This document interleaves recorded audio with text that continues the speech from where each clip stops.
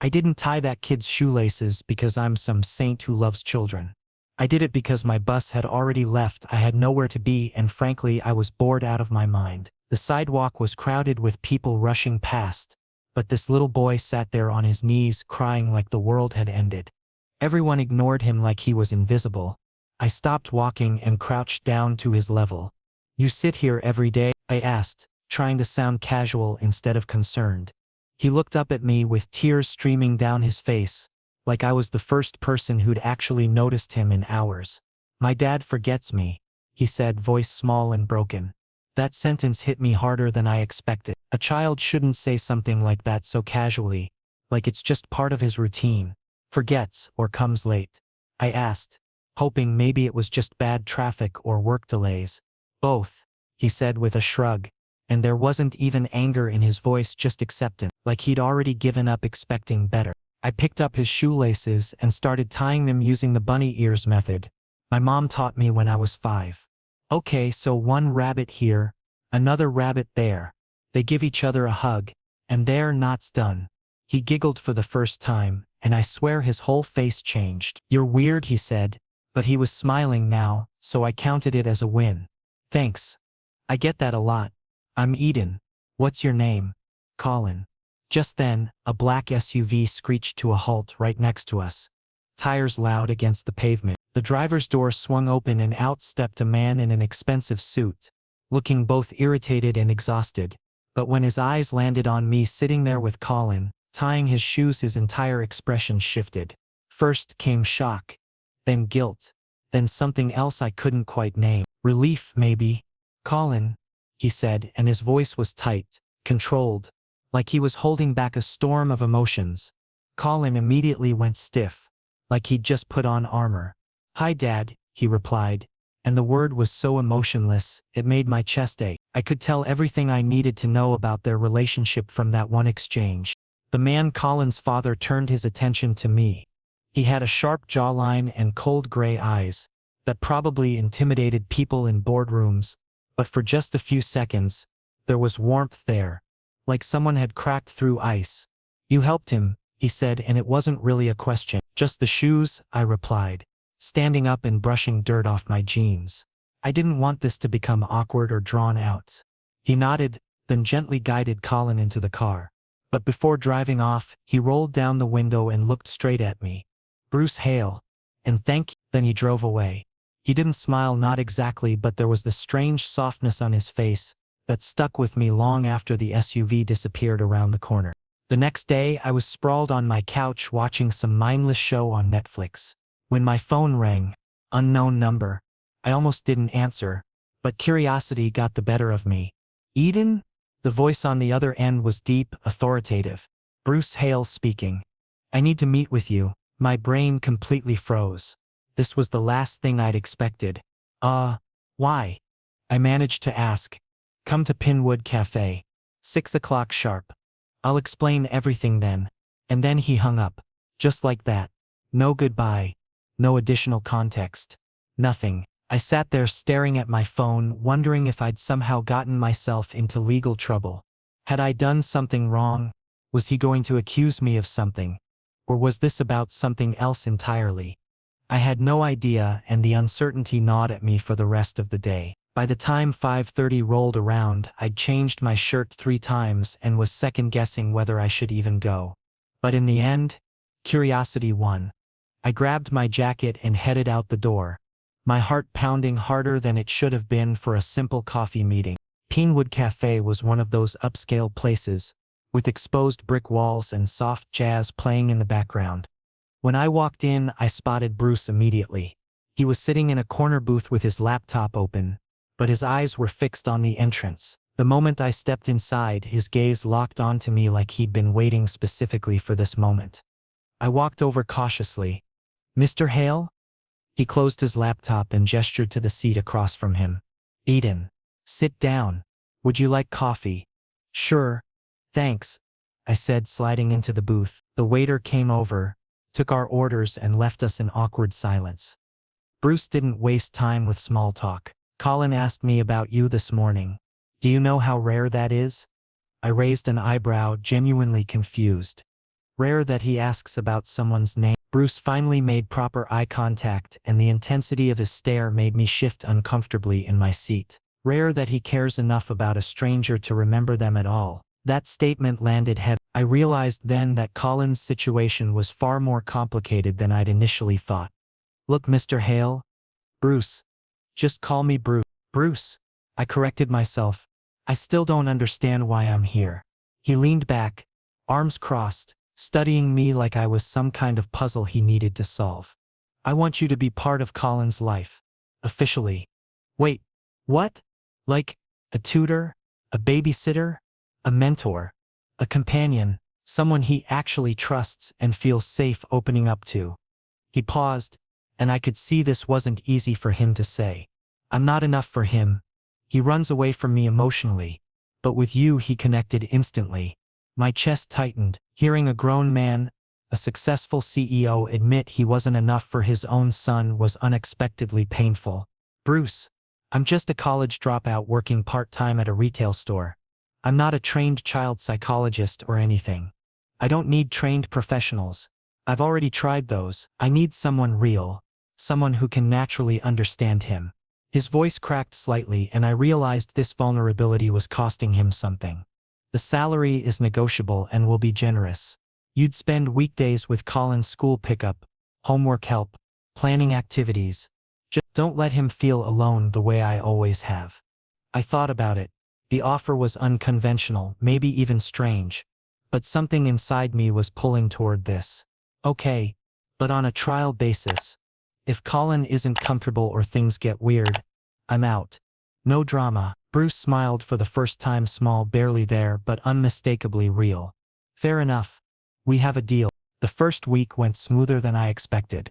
I picked Colin up from school every day and we'd head to the park or grab ice cream before tackling homework. Slowly he started opening up, cracking jokes, telling me stories about his classmates, even teaching me cheat codes for his favorite video games. It was like watching a flower bloom after a long winter. He was smart, funny, and surprisingly mature for his age. But there was always this sadness lurking beneath the surface, like he was waiting for the other shoe to drop. Bruce, on the other hand, kept his distance. He'd sometimes leave work early and watch us from across the park, standing by his car with his hands in his pockets. But he never approached, never joined in. It was like he was afraid of something, maybe rejection, maybe failure, maybe both. One afternoon, Colin and I were on the swings when he suddenly asked, "Eden, why doesn't my dad like me?" The question came out of nowhere and punched me right in the gut. Colin, he loves you. He really does. Then why doesn't he ever stay? Why does he always leave? His voice was small, defeated. I didn't have an answer that would satisfy him, because honestly, I didn't understand it either. That night, after dropping Colin off at Bruce's penthouse, I made a decision. This couldn't continue. Colin deserved better, and Bruce needed to hear it. So the next evening, after Colin had gone to bed, I walked straight into Bruce's home office without knocking. He was buried in paperwork, glasses perched on his nose, looking exhausted. "We need to talk. Now," I said firmly. He took off his glasses and looked at me with tired eyes. "About what?" "Colin thinks you don't like him. He thinks you avoid him on purpose." Bruce's face went pale, like I'd just slapped him. "That's not true." "Then prove it. Stop hiding behind work and meetings. Be present. Actually be there for him." He stood up abruptly, visibly frustrated. "Eden, you don't understand the situation." "Then help me understand." "I'm listening." The silence that followed was heavy, suffocating. Then Bruce collapsed back into his chair like all the air had been knocked out of him. "My wife? Colin's mother, she died in a car accident when Colin was only 2 years old." The words hung in the air between us. After that, I couldn't look at him without seeing her face, without feeling this crushing guilt that I couldn't save her. His voice was shaking now, and I could see him fighting to hold it together. So I distanced myself, built walls, became the cold, unfeeling CEO everyone expected me to be. It was easier than facing the pain. I pulled a chair closer and sat down, softening my tone. "Bruce, Colin doesn't need a perfect father who never makes mistakes. He just needs you. Present and real, even if you're flawed." Bruce looked at me then, truly looked at me and I saw someone completely vulnerable and broken. How do I even start? It's been years. Where do I begin? Tomorrow, I said simply. Come to the park with us. No work calls, no laptop, just be there. The next day, I wasn't sure if Bruce would actually show up, but when Colin and I arrived at the park, there he was standing by the entrance in jeans and a casual shirt instead of his usual suit. I barely recognized him. Colin's eyes went wide. Dad? You came? Can I join you both? Bruce asked awkwardly, like he needed permission to spend time with his own son. Colin's face lit up brighter than I'd ever seen it. Yes, please. They played football together and Bruce was clearly rusty, stumbling and missing catches. But Colin was laughing, really genuinely laughing, and that sound was worth everything. I stood on the sidelines watching them and something shifted inside me. This wasn't just about helping a kid anymore, this was about healing a broken family. And somehow I'd become part of that process. Later that night my phone buzzed with a text from Bruce. I haven't heard him laugh like that in years. Thank you for pushing me, Eden. I stared at the message for a long time before replying. Don't thank me. Just keep showing up. That's all he needs. But even as I typed those words, I knew something inside me had changed too. Bruce's rare smiles, his vulnerability, his genuine effort to be better, it was all affecting me in ways I hadn't anticipated. Ways that were definitely unprofessional. Dangerous even. But undeniably real. I set my phone down and stared at the ceiling, wondering what I'd gotten myself into.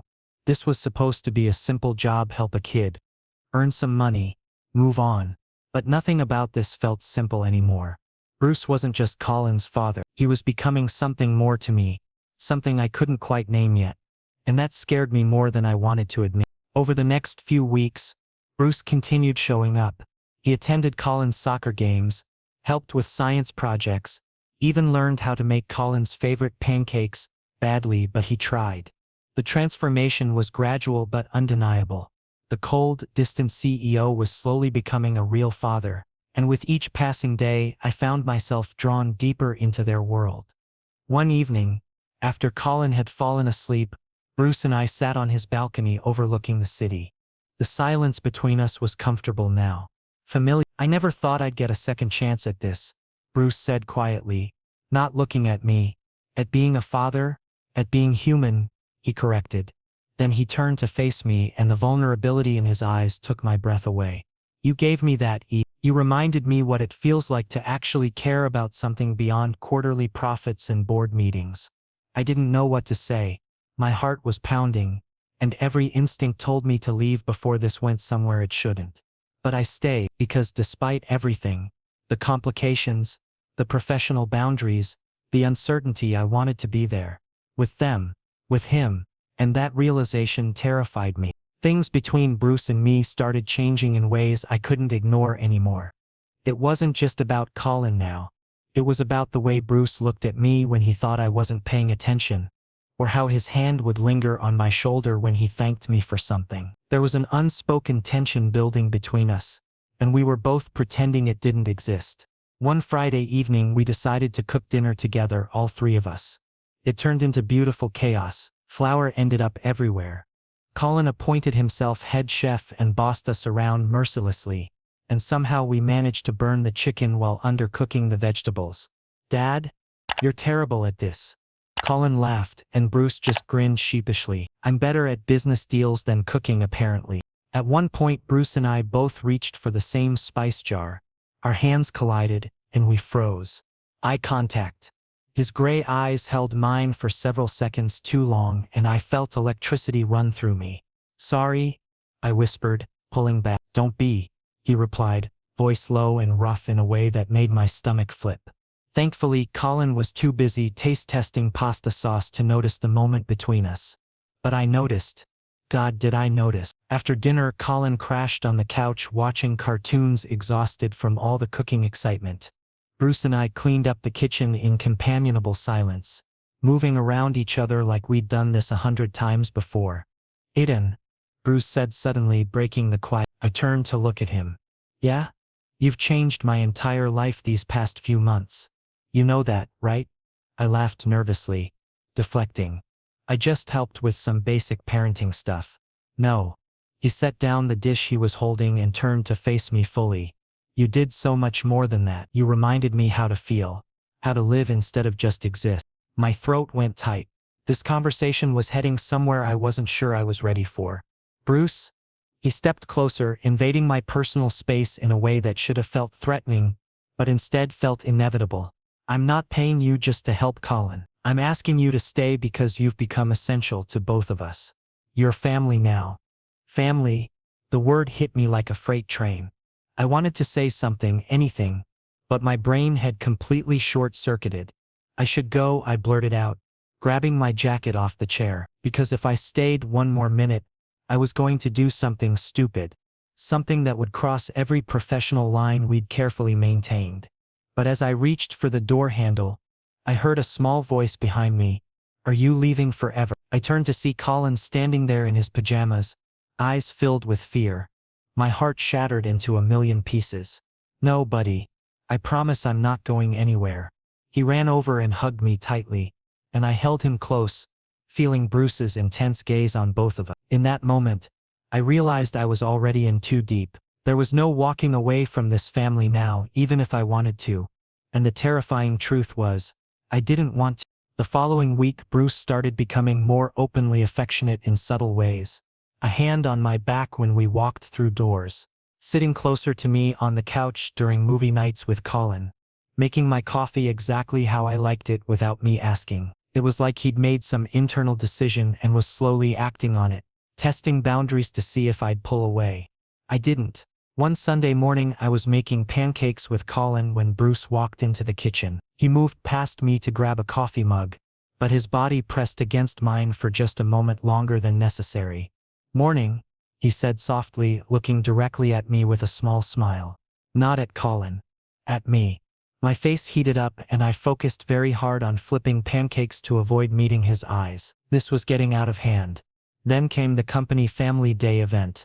Bruce insisted I come along, despite my protest that it was a corporate function. You're part of my life now. I want you there, he said firmly, and Colin gave me puppy dog eyes until I caved. The event was held at some fancy venue with executives and their picture-perfect families everywhere. I felt out of place in my casual clothes among all the designer suits and dresses. People kept staring at us. Bruce, Colin, and me clearly trying to figure out what our relationship was. One particularly nosy colleague approached us with a fake smile. Bruce, who's this? Your new nanny? Bruce's jaw clenched and I could see him struggling with how to respond. This is Eden, Colin's mentor and my close friend. Friend. The word stung more than it should have. I smiled politely and excused myself to get some air, needing space from the suffocating atmosphere and Bruce's careful distance.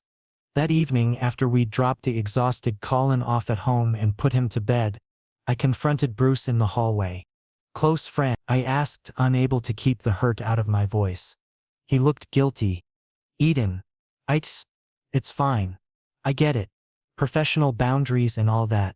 I turned to leave, but Bruce grabbed my wrist, stopping me. I was scared, he admitted. If I'd told them the truth, there would be judgment, corporate politics, and Colin might get hurt by association. I was protecting him, protecting us. What is the truth, Bruce? I asked, needing to hear him say it. He pulled me closer, so close I could feel his breath on my face. The truth is that I'm in love with you. And it terrifies me because I never thought I'd feel this way again after losing my wife.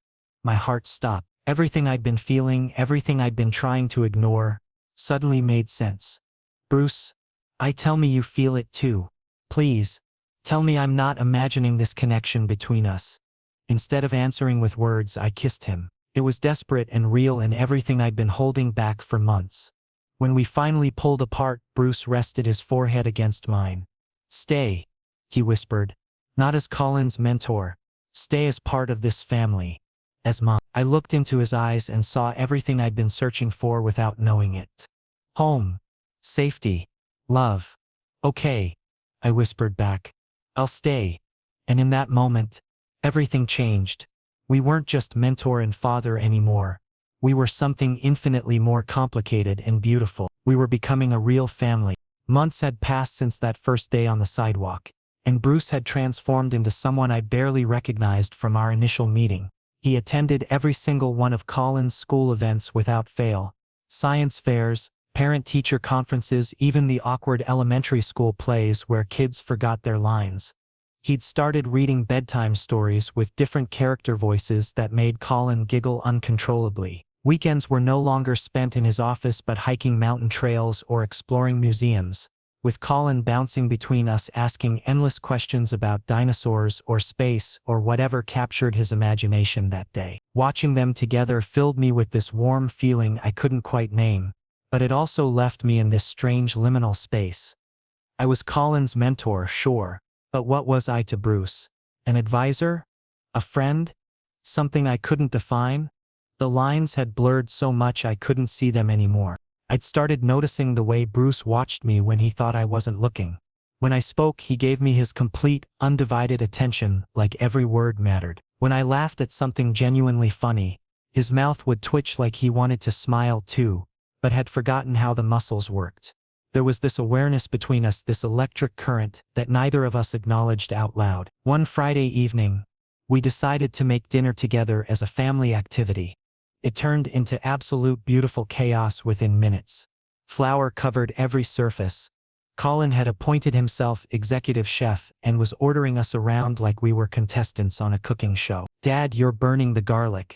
Eden, we need more oregano, not basil." Bruce was terrible at following directions. I kept misreading the recipe and somehow we were all laughing so hard we could barely function. At one point, Bruce and I both reached for the olive oil at the exact same moment.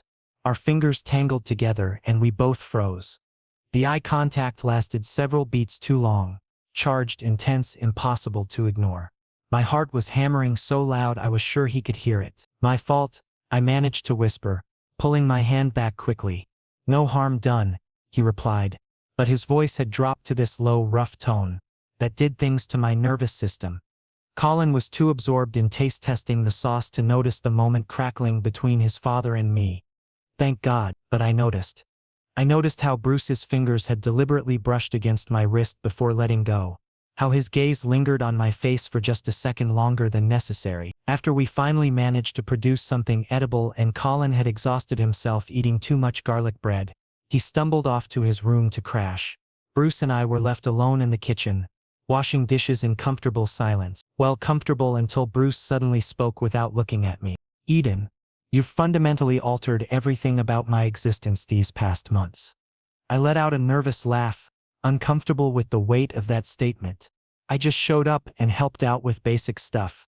Stop deflecting and actually listen." He turned to face me fully, his expression dead serious. "I spent years functioning like a machine, going through motions. Existing but not living. Then you walked into our lives and reminded me what it means to actually feel things again." My throat went tight. This conversation was heading somewhere dangerous, somewhere I'd been actively avoiding in my own head. "Bruce, I don't think..." He moved closer, deliberately invading my personal space until I could smell his cologne and feel the heat radiating off his body. "I'm not keeping you here just for Colin's benefit. I want you here because you've become essential. You and Colin, you're my family now. The real kind." Family. That word hit me like a physical blow. It meant something profound.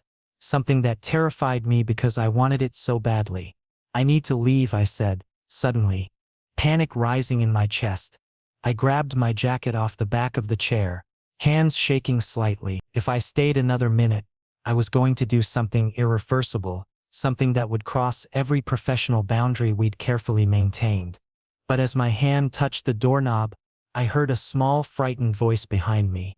"Eden, are you going away forever?" I spun around to find Colin standing in the hallway in his dinosaur pajamas, tears welling up in his eyes. The fear on his face absolutely destroyed me. Every wall I'd tried to build crumbled instantly. "No, buddy. I promise I'm not going anywhere. Not ever." He ran to me and threw his arms around my waist, holding on like I might disappear if he let go. I held him tight, feeling Bruce's intense gaze on both of us. In that moment, standing there with Colin clinging to me and Bruce watching with an expression I couldn't fully read, I understood something crucial. I wasn't just attached to this job or this situation anymore. I was emotionally invested in this family in ways that went far beyond profession. I loved this kid, and I was falling for his father. There was no walking away now, even if I wanted to. And the terrifying truth was that I didn't want to walk away at all. The realization kept me awake that entire night. I stared at my apartment ceiling, replaying every interaction with Bruce over the past months. The way he'd started making my coffee without asking how I liked it. The casual touches that lasted just slightly too long. The way he smiled at me like I was something precious. I'd been so focused on helping Colin and maintaining professional distance that I'd missed what was building between Bruce and me. Or maybe I'd noticed and chosen to ignore it because acknowledging it made everything complicated. But after tonight, after that moment in the kitchen and Colin's tearful question, I couldn't pretend anymore. Something had shifted fundamentally. Bruce had called us family, and I'd felt the truth of that word resonate in my bones. This wasn't just a job. It never had been, really. From that first day tying shoelaces on a sidewalk, I'd been walking toward this moment, toward belonging to something bigger than myself, toward belonging to them. The next morning, I showed up at their penthouse earlier than usual, partly because I couldn't sleep and partly because I needed to see them. Colin was already awake, eating cereal at the kitchen counter in his school uniform. He brightened immediately when he saw me. "Eden, you came back. Told you I would, didn't I?" I ruffled his hair affectionately. Bruce emerged from his room a few minutes later, dressed for work but moving slower than usual. His eyes found mine immediately, and there was something vulnerable in his expression, like he wasn't sure where we stood after last night. We didn't talk about it, not with Colin there.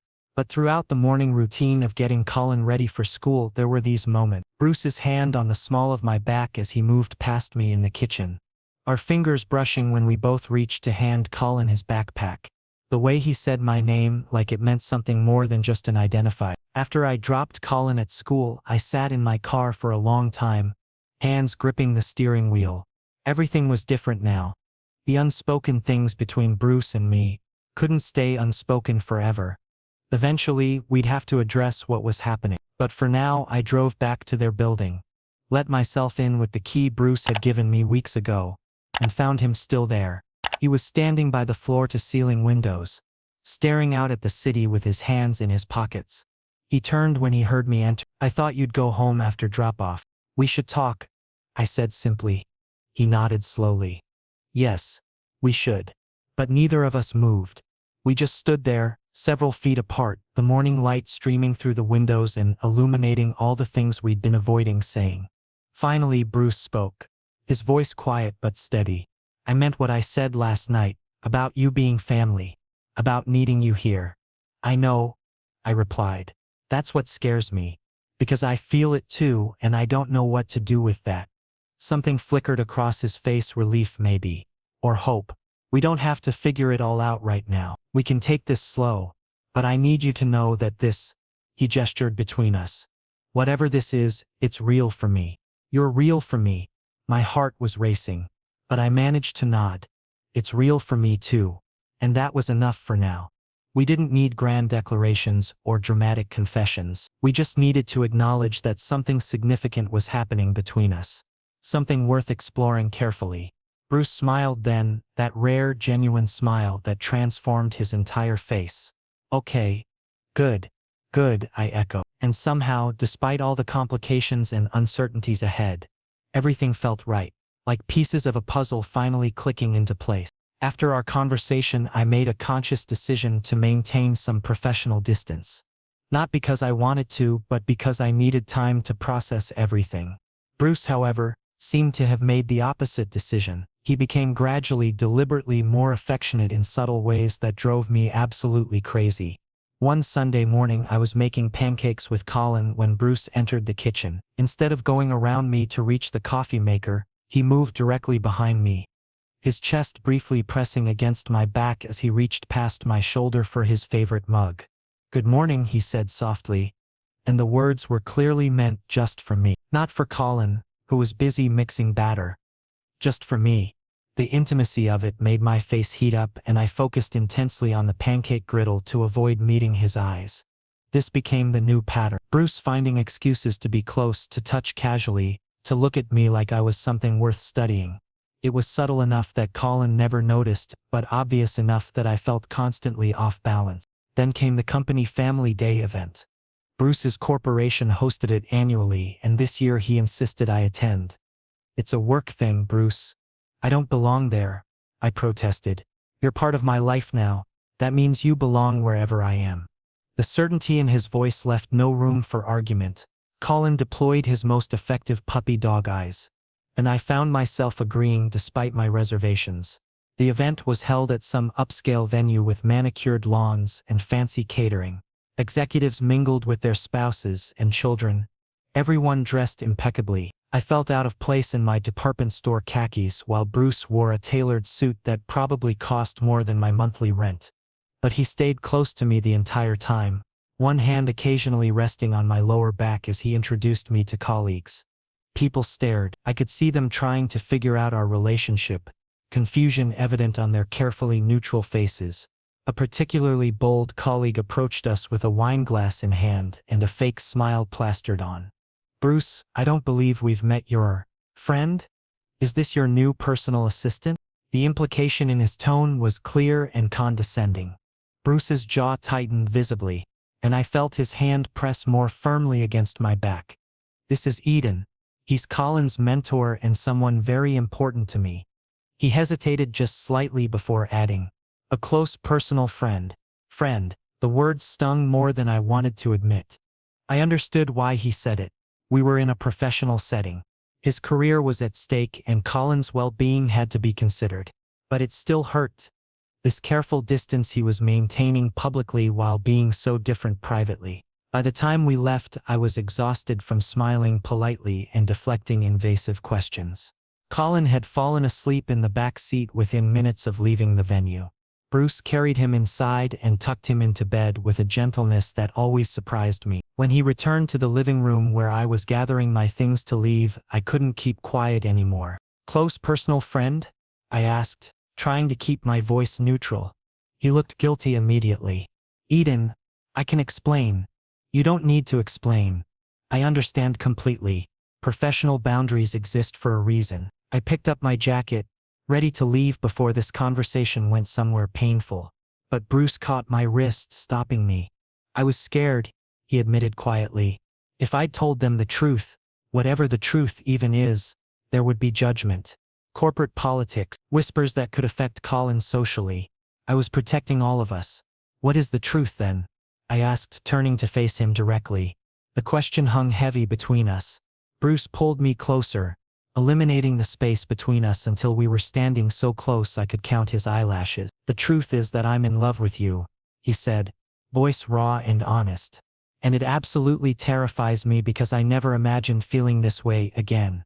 After losing my wife, I built walls so high I didn't think anyone could climb them. But you did. You walked right through them like they were paper." My breath caught in my throat. All the air had left the room. "Bruce, tell me you feel something too," he continued, his hands coming up to frame my face. "Tell me I'm not alone in this. Please." Instead of answering with words, I closed the remaining distance and kissed him. It was desperate and hungry and everything I'd been holding back for months. When we finally broke apart, both breathing hard, Bruce rested his forehead against mine. "Stay tonight," he whispered. "Not in the guest room. Stay with me. What about Colin? He's asleep, and eventually we'll tell him. But tonight, just stay." I nodded, unable to form words. We moved to his room, and it felt monumental and terrifying and absolutely right all at once. We didn't rush. Bruce kissed me like he had all the time in the world, like he wanted to memorize every detail. His hands were gentle but possessive, mapping my body like territory he was claiming. Afterward, we lay tangled together in his sheets, and I felt more at home than I ever had in my own apartment. "I never thought I'd have this again," Bruce said quietly into the darkness. "Have what?" "Someone to share things with. Someone who sees me as more than just the CEO or Colin's father.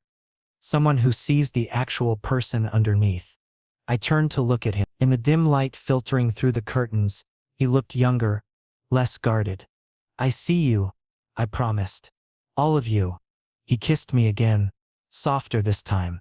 I know you do, that's why I love you. Those words should have scared me. Instead, they felt like coming home. We fell asleep like that, wrapped around each other, and for the first time in months, I didn't have anxiety dreams about crossing professional lines or making terrible decisions. I just slept peacefully, knowing I was exactly where I belonged. When morning came, I woke to find Bruce already awake, watching me with a small smile. "Good morning," he murmured. "Is this weird?" "This is probably weird," I said, suddenly self-conscious. "This is the least weird thing that's ever happened to me," he replied. "This feels right." Before we could say anything else, there was a knock on the door. We both froze. "Dad? Are you awake? Is Eden here? I can't find him." Colin's voice came through the door. Bruce and I looked at each other, having a silent conversation. We weren't ready to explain this to Colin yet. I grabbed my clothes quickly and slipped into the ensuite bathroom, while Bruce answered the door. "Eden had to leave early this morning, buddy. He'll be back later." Through the closed bathroom door, I heard Colin's disappointed "oh" and the sound of them leaving the bedroom. I got dressed and waited a few minutes before emerging, checking to make sure the coast was clear. Bruce texted me, "Coffee is ready. Take the back stairs to avoid Colin's questions." I did, feeling like a teenager sneaking out, but also unable to stop smiling. Everything had changed last night. There was no going back now. And I didn't want to. Later that afternoon, after I'd gone home to shower and change, I returned to their place for our usual routine with Colin. Bruce opened the door, and the look he gave me was different from before. More knowing, more intimate. "Hey," he said simply. "Hey," I replied. Colin came running, oblivious to the shift between his father and me. "Eden, wanna play video games?" "Sure, buddy." As Colin raced ahead to set up the console, Bruce caught my hand briefly, squeezing it. "A promise. A secret just between us, for now anyway. Eventually we'd tell Colin. Eventually we'd figure out how to make this work publicly. But for now we had this stolen moments and secret smiles and the certainty that whatever came next, we'd face it together." The weeks following that night were blissful in a way I'd never experienced. Bruce and I were careful around Colin, maintaining the appearance of normalcy. But when Colin went to bed, we'd sit together on the couch, talking for hours about everything and nothing. We'd hold hands like teenagers, steal kisses when we thought we were safe. It felt like living in a beautiful secret bubble. But reality has a way of intruding on happiness. Bruce's business partner, Marcus, had apparently been noticing Bruce's increased absences from the office and late arrivals to meetings. One evening, he showed up at the penthouse unannounced, letting himself in with the key Bruce had given him for emergencies. I was sitting on the couch with Bruce, my head resting on his shoulder, when Marcus walked in. We jumped apart, but the damage was done. Marcus's expression shifted from surprise to something calculating. "Bruce, I didn't realize you had company." The way he said company made it clear he understood exactly what he'd walked in on. "Marcus, you should have called first," Bruce said, standing up and placing himself slightly in front of me protectively. "We need to talk. About the board meeting you missed yesterday. About the client dinner you bailed on last week." Marcus's eyes kept flickering to me. "About your priorities." "My priorities are none of your concern," Bruce replied, voice dangerously calm. "They are when they affect the company. When your personal life starts impacting your professional judgment. Get out." Bruce's tone left no room for negotiation. Marcus hesitated, clearly wanting to say more, but something in Bruce's expression made him reconsider. "This conversation isn't over," he said before leaving. The door closing behind him felt ominous. The moment Marcus left, the bubble we'd been living in popped. The real world, with all its complications and judgments, came crashing back in. I stood up, running my hands through my hair. "This is going to be a problem." "He won't say anything," Bruce said, but he didn't sound convinced. "He absolutely will say something. He'll use this against you somehow." I started pacing. "Maybe I should leave. Step back from this situation before it damages your career." "Eden." "No." Bruce caught my shoulders, forcing me to stop and look at him. "I'm not losing you because of corporate politics. Be realistic.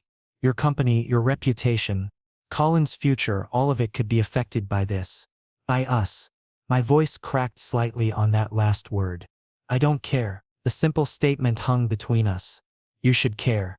You've worked your entire life to build what you have. And what good is any of it if I'm miserable? Bruce interrupted. Before you, I was successful and completely empty. Now I'm successful and actually happy. That matters more than any board meeting or business deal. I wanted to believe him, but the fear gnawing at my gut wouldn't let me. What about Colin?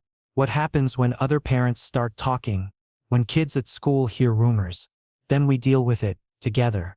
He said it with such certainty, like it was that simple. That night, neither of us slept well. We lay in his bed, holding each other, but the tension was palpable. By morning, Bruce had made a decision. I'm telling the board, he announced over coffee. About us. About everything. Bruce. That's insane. No. What's insane is hiding the best thing that's happened to me in years because I'm afraid of what people might think. He was already dressed in his suit, looking every bit the powerful CEO he was. I'm going to the office and I'm setting the record straight. Let me come with you, I said impulsively. He smiled, that rare, genuine smile I'd fallen in love with. No. This is something I need to do myself. But knowing you're here, waiting for me, makes it easier. After he left, I tried to keep busy with Colin. We did his homework, played games, made lunch. But I was distracted, constantly checking my phone for updates. Bruce had texted once, going into the meeting now. That had been 2 hours ago. When he finally came home that afternoon, he looked exhausted but lighter somehow. Colin was in his room doing a puzzle, giving us a moment of privacy. How did it go? I asked anxiously. I told them I'm in a relationship that's important to me. I didn't give them details or names, but I made it clear that my personal life is not up for debate. He loosened his tie and collapsed onto the couch. Marcus tried to make it an issue, suggested my judgment was compromised. A few others agreed with him. My stomach sank, and I told them that if they couldn't accept that I'm entitled to a personal life, they were welcome to find new jobs.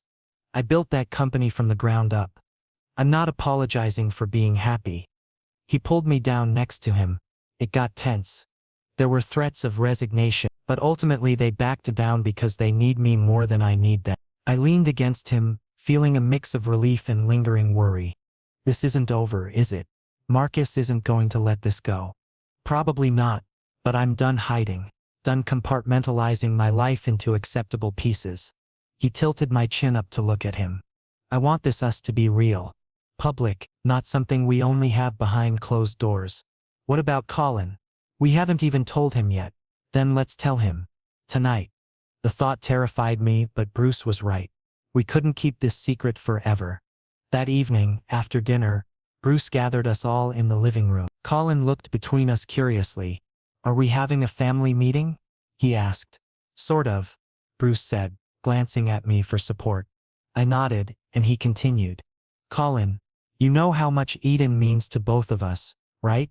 Yeah, he's the best, Colin said enthusiastically. Well, he means something extra special to me. Eden and I, we care about each other in a different way. The way people do when they love each other.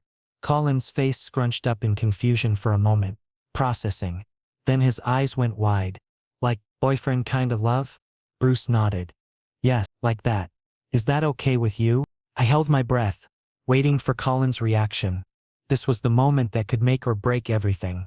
Colin was quiet for a long moment, thinking hard. Then he looked at me with those serious eyes. Does this mean you're staying forever? For real? Tears pricked at my eyes unexpectedly. Yes, buddy. If you're okay with it, I'm staying forever. Good, Colin declared, then launched himself at both of us, wrapping his arms around us in an awkward three-way hug. I was scared you'd leave. Everyone always leaves. Bruce and I caught each other's eyes over Colin's head, both of us emotional. Nobody's leaving, Bruce promised. We're a family now, the three of us. Later that night, after Colin had gone to bed, Bruce led me up to the rooftop terrace of the building. The city lights stretched out below us, stars visible above despite the urban glow. I have something for you, he said, pulling a small box from his pocket. My heart stuttered. Bruce, we just told Colin like 3 hours ago. Relax, it's not that, he said with a slight smile, though there was nervousness in his expression. Open it, Inside was a key. Not just any key, I recognized it as a copy of his penthouse key, but attached to a keychain that said home. Move in with us. Officially. Make this your home, not just a place you work. I looked up at him overwhelmed. Are you sure everything's moving so fast? I've never been more sure of anything. You belong here. With us.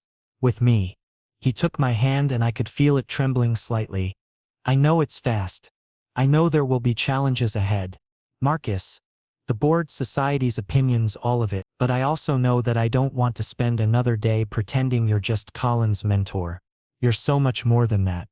I looked down at the key in my hand, then back at Bruce's face.